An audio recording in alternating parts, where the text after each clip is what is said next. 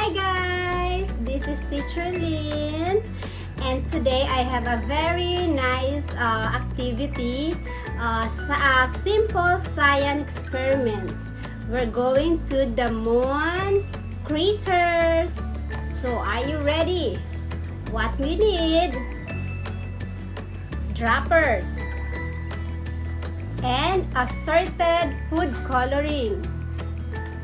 Then baking soda, and of course we need three bowls, 1 2 3, and vinegar.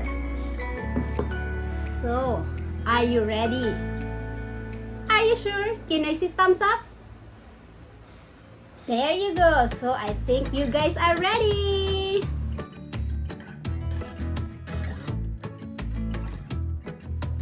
Get your materials. Okay? There. First, we need to pour the baking soda into the container. I put already, but I need to add, okay?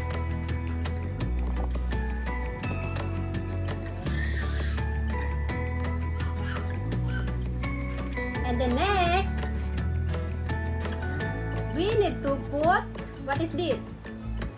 There, vinegar in the bowl. Slowly, okay? Not too much, just enough.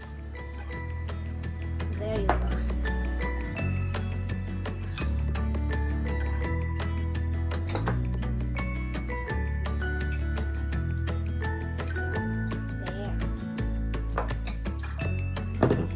Then we need food coloring.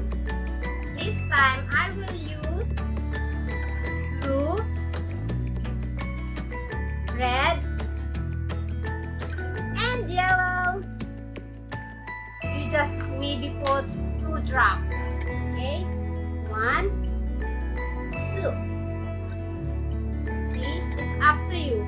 But maybe I will put 3. See? Look. I need the yellow one, and then blue, 1 2, and red,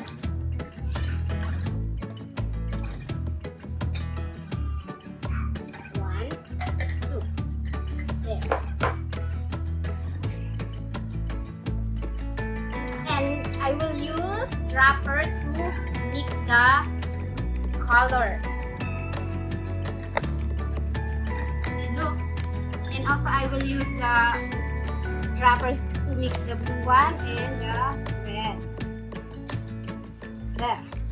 First, I will use yellow. You need to press the dropper so the water will go inside. See? And then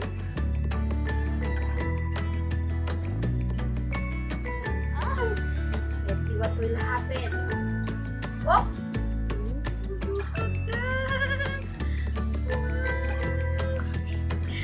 I like it. There. And the red one. Ooh, let's pick violet. You need to press again, okay? Press. And there you go. Put it there. Look at that. And to mix violet or purple, let's use red. Okay. Look what happened. Ooh. Ooh. There. Hope you like it.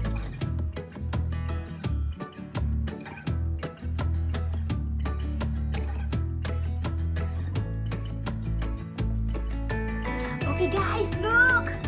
Look at this! See the baking soda is freezing, look!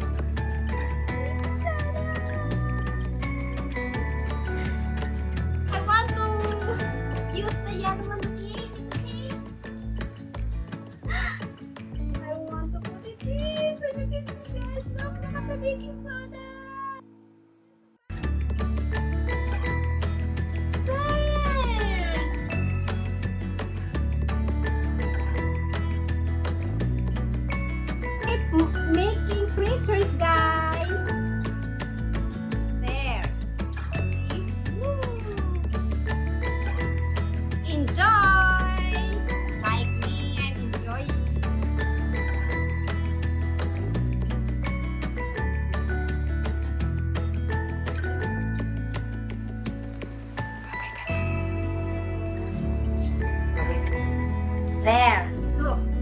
at this. It's so beautiful.